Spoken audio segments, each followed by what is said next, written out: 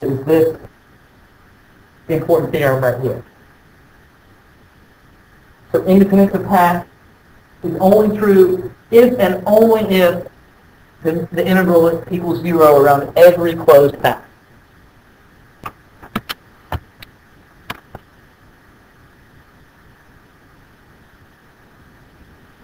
Okay?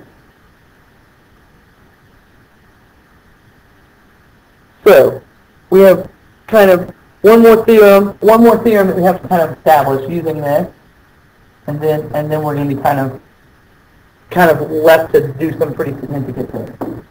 Okay? So that's the theorem we just proved.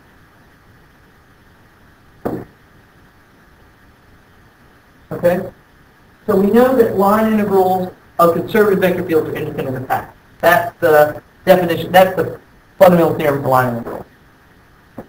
And that's kind of the first thing we established. And we also know that a line integral is independent of path if and only if all the line integrals over any closed path is equal to 0. And so what we can kind of then put that together is that if F is a conservative vector field, then any line integral over any closed path is going to be equal to 0 over any conservative vector field at all. Okay, so that's kind of the next big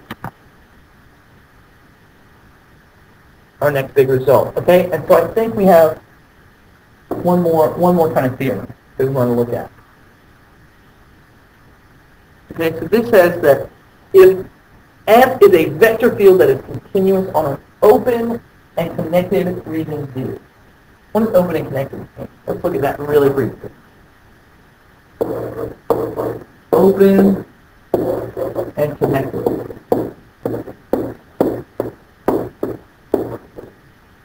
Well, all this means is it's not disconnected.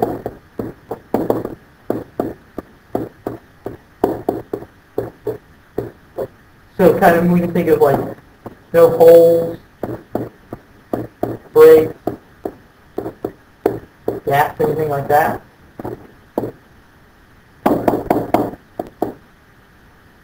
And what open means is that it does not contain boundary points.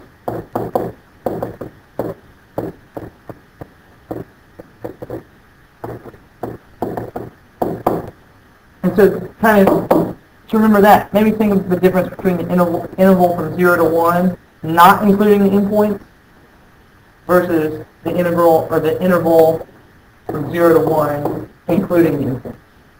So this one would be open, because we exclude the endpoints.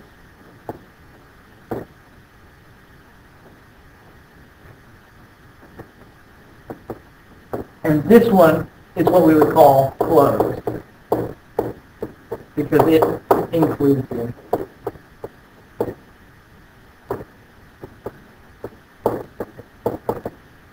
So, all open means is it doesn't contain its boundary points, and all connected means is that it's connected. Okay? So this says that if we have a region that's open and connected, and F is a vector field that's continuous, then if we can prove that F is independent of path, then we know that F is a conservative vector field. Which remember we just defined as meaning that it is the gradient of some function. And so what this tells us is that if we have this independence of path, then we know that F is the gradient of some, big F is the gradient of some function of 2 or 3 variables. Okay? So let's kind of look at the proof of this. We actually are just going to kind of jump right in and start by defining our function. And for the sake of ease, I'm just going to pretend, or I'm just going to kind of focus on 2 variables and not worry so much about, about 3 variables, since the extension is pretty pretty direct. Okay, so we're actually just going to define our function as this kind of indefinite integral. That's the answer.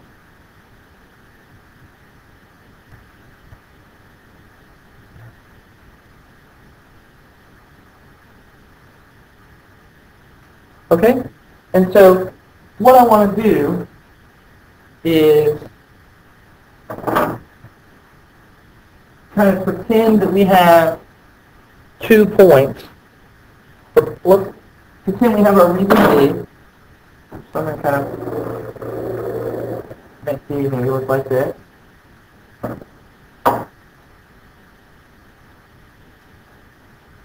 And we'll kind of pretend maybe A, B is right down here. And the point we're integrating to x, y is right here. Okay? So, we want to kind of cook up this function.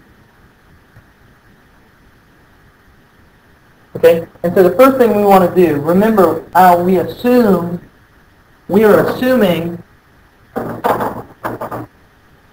this fact right here. So we can go ahead and pretend like we know that that's true and use that to show other things. Okay? So, in particular, how can we use that, you might be asking? Well, it's actually kind of an ingenious and crafty little use of mathematics.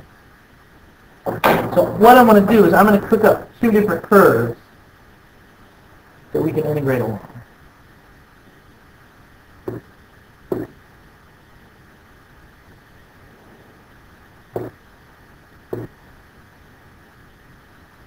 Okay, so let's maybe pretend that this is C1 and this is C2. And what we kind of have to do a little farther is we're actually breaking C1 into 2 pieces. And we're bringing C2 into 2 pieces. Okay? So what we're kind of assuming here is that on C1, we're coming along up this curve and we're coming to directly below our point. And then we're just integrating upward. I have this backwards. It's going to be x, y1, because the x value of these 2 points is going to be the same, because they're vertically aligned. And so this part we're only going to be integrating along y. Okay, and then on C2, we're going to be coming along. And here we're going to get to the point x1, comma y, and when we integrate across here, only the x is going to vary. The y is not going to vary at all.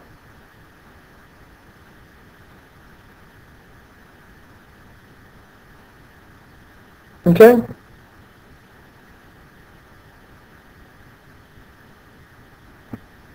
So, when we integrate along C1, the integral from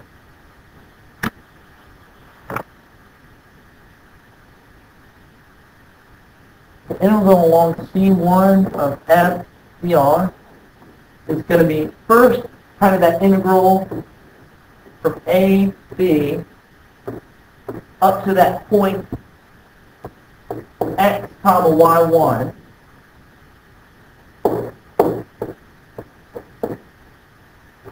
plus the integral from x comma y1 up to xy.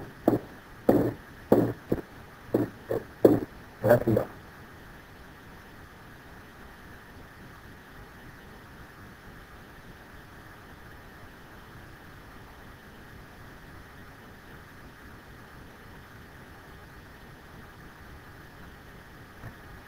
okay? And so, remember then, this is how we define our function f. So f of x just equals the integral from a to b, so x comma y1, FDR, plus the integral x comma y1 up to xy.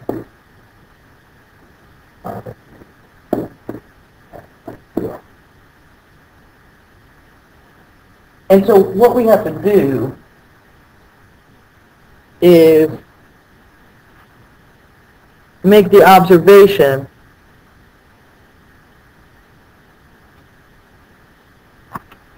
that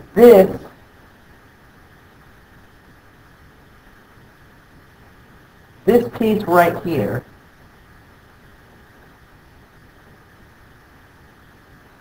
notice that y, let's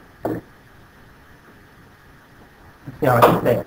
Notice that this piece right here is totally independent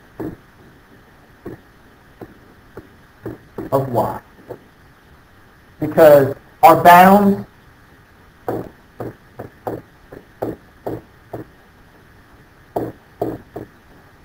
have a fixed y.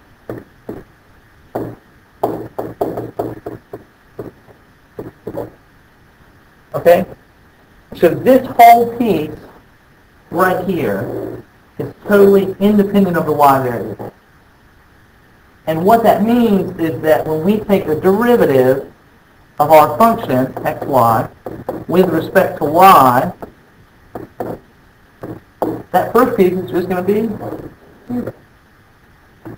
And what's going to be left is just the derivative with respect to the partial with respect to y of just this last integral here, x comma y1 up to x comma y. So that's the r.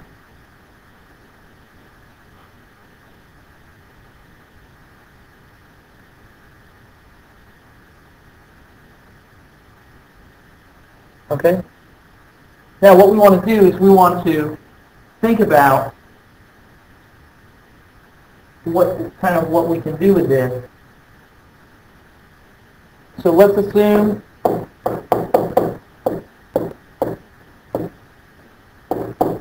that our vector field has just kind of a p component on the I, and then there's some function q on the j.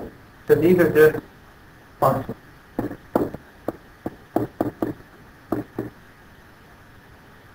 Well then, we know that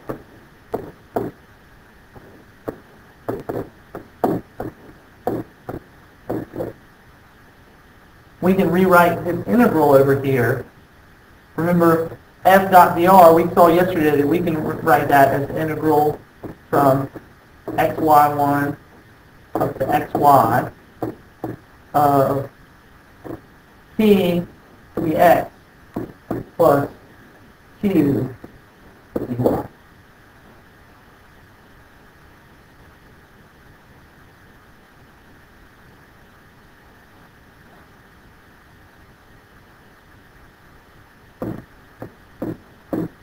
But since we're going from xy1 directly up to xy, dx just equals 0. And so what we're going to be left with is that df dy just equals the integral of y dy, or the derivative with respect to y of the integral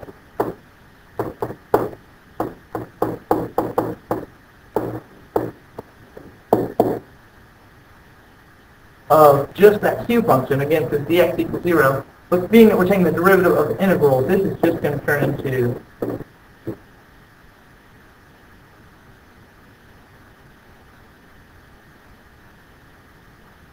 okay, and so what we're kind of left with is that df dy equals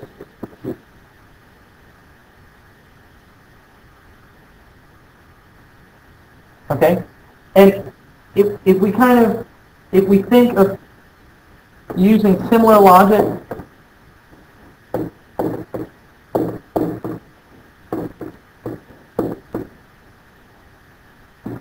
along that other curve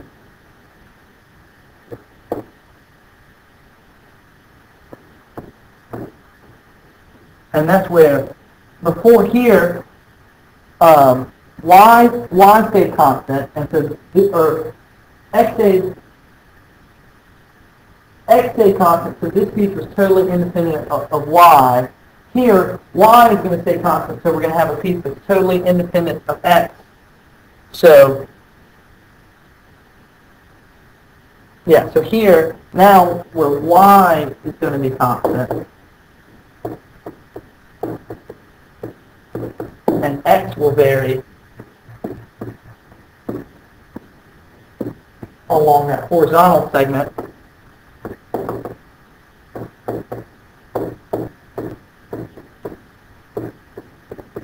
We can kind of go through a very similar computation, a very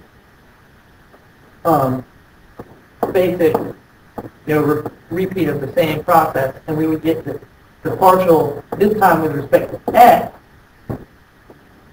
and now the dy is going to go to 0, so what we're going to be left with is just p.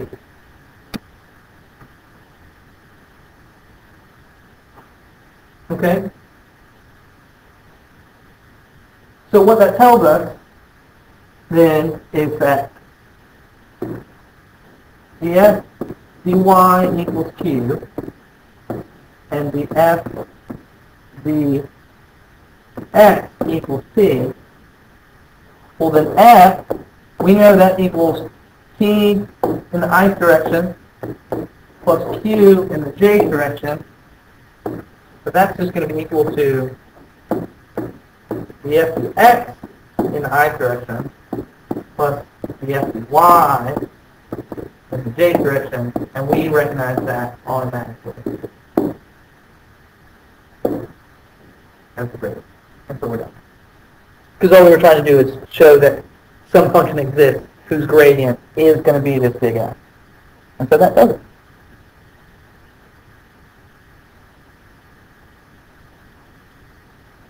Okay? So,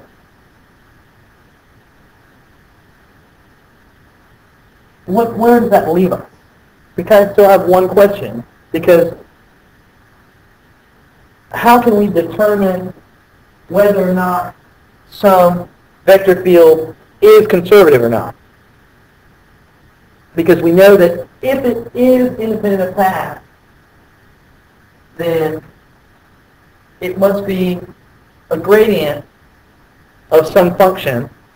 And so therefore, it remains to be seen, well, how can we show, without calculating every single possible path, how can we show definitely that it is independent of path? And so we kind of